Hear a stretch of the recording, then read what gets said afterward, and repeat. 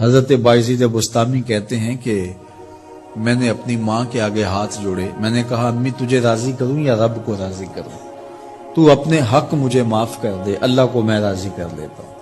ماں نے کہا جاؤ پتر میں اجازت دیتی ہوں۔ گئے جنگلوں میں ذکر و فکر میں لگے رہے، تنہائی میں اس کو یاد کرتے رہے، دن رات ذکر کے چراغ روشن رکھے۔ 12 سال گزر گئے حق کی تلاش میں۔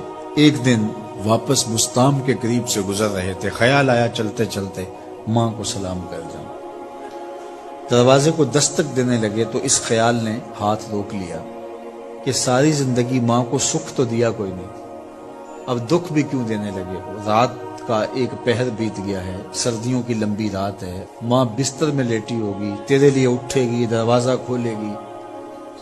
دروازے کے ساتھ ہی لگ کے بیٹھ گئے اور ساری رات کاٹ دی، اس خیال سے کہ ماں کو تکلیف نہ ہو۔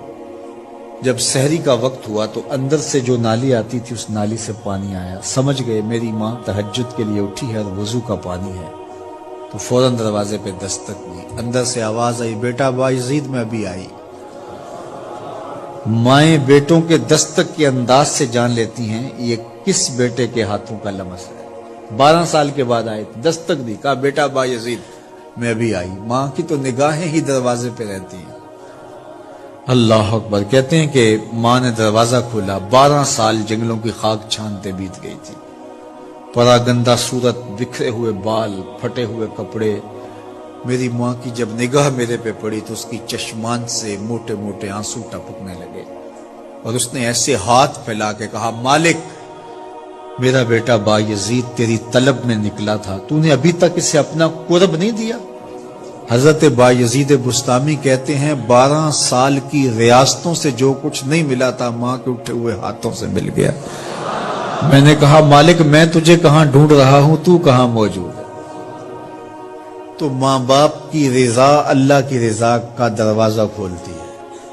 جن لوگوں کے ماں باپ ناراض ہیں اور وہ جا کے پیر صاحب کی خدمت کرتے ہیں اور میاں ماں کے قدم چومو، باپ کی ٹانگیں دباؤ، ان کی خدمت کرو، تمہارے پہلے مرشد وہ ہیں، ان کو راضی کرو، پھر کسی شیخ کامل کی صحبت میں آنا، دیکھو کیسے دل کی بند کھڑکیاں کھلتی ہیں۔ ایک مرشد تو ناراض کر آئے اور دوسرے مرشد سے تمہیں کیا ملے گا؟ تو راستہ یہیں سے کھلے گا۔ والدین کو کبھی ناراض نہ کرو، والدین کو کبھی دکھ نہ دو، والدین کو کبھی تکلیف نہ پہنچاؤ۔